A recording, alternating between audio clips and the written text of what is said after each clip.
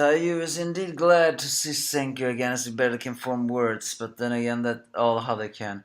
Senku is smiling of course, but he is not crying, but you know he is. Also very happy to hear the voice of his two best friends again. Yes, this is Dr. Stone chapter 65, the Angry Anime Fan here. Although there is some hints to despair incoming, at least this chapter has some nice moments there. First of all, they have the emotionality of the fact that they're crying out so much and talking to Senku, but also the fact that they're amazed about all that is going on, and the fact that Senku could build a cell phone in just 1 year. But he is Senku, so no wonders what happened. He gets down to business and tells them to pick off the Tsukasa army one by one and bring them in front of the cell phone, and then we'll fill the details afterwards. He's not telling Taiyu immediately everything because, well, he knows Taiyu.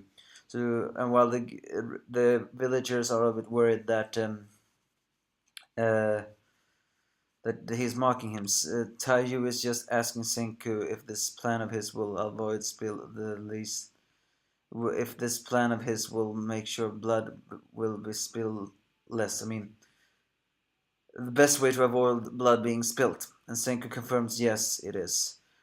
Although he is not, of course not telling, that doesn't mean that he and Gen won't be the ones to get their blood will probably be spilled.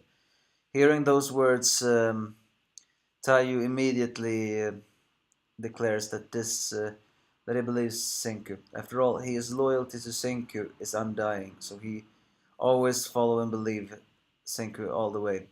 But then when Senku asks if Gen left a message or somehow, but the phone was very deep underground, they get some kind of worry. And indeed, they have yet to be found by the mysterious archer, but they have been pinched in an attack in a place where he can hit them if they make some sound. The name of this archer is apparently Ukuyo, and he has crazy hearing, as we have all heard. Um, so they're hiding in bushes, which unfortunately is the worst place for them to be, because as soon as they move, they will hear cracks, and then they will know how it is. IQ has yet to actually see who it is that is no UQ has yet to see who is hiding behind the bushes. At least what we know. All we know is because of his hearing and accurate skill, he will be able to hit it all up. They have to get back to the Kingdom of Science, but how, that's not exactly known. Magma suggests to use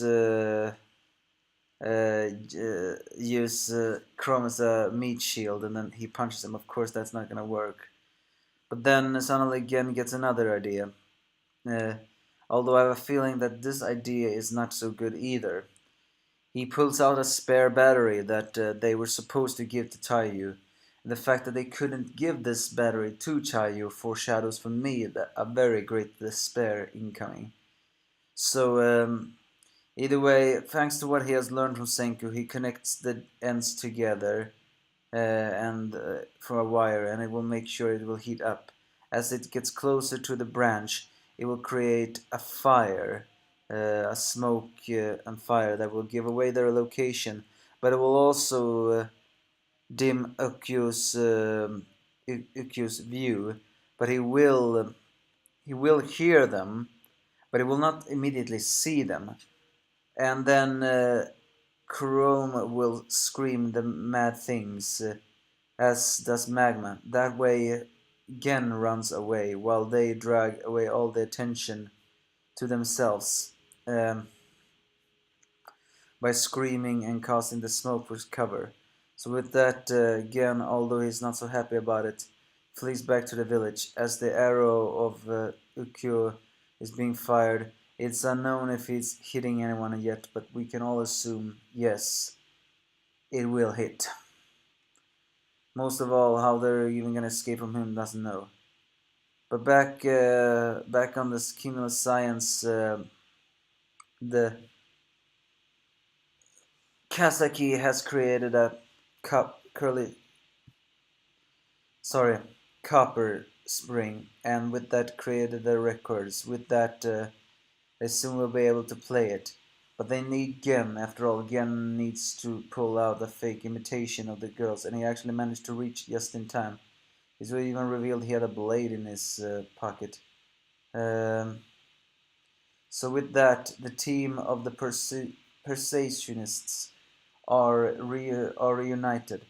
What Chroma and Magma's fates are, we do not know, but we can all assume death. Elsewhere, Taiju and Yuzihara has already decided on their who's the first target of their comrades they're gonna bring first. And who is the one they're gonna bring? Well, none other than the person that has been this girl that has been spying on them. At least I assume it's a girl that has been spying on them recently on orders at Tsukasa.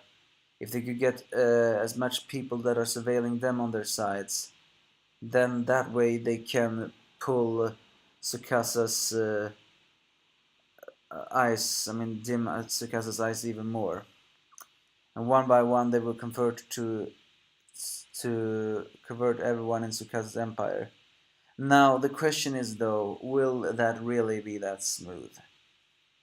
If you ask me, no. There's no way this is gonna be that smooth. Not only are the share shonen logic, but also are everyone really just following Tsukasa because the world has ended and he is a celebrity? I mean, they all admire him, that's for sure, but is it really possible to make a fake, the fake lady moment, and they're gonna go back to the world, follow that world because they believe there is someone who will save them? There's no way.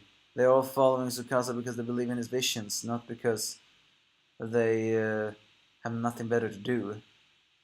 Because if in the end they decide to not follow him because they don't share his vision, then I wonder. I mean, so far every single Tsukasa member has been shown to be kind of bloodthirsty.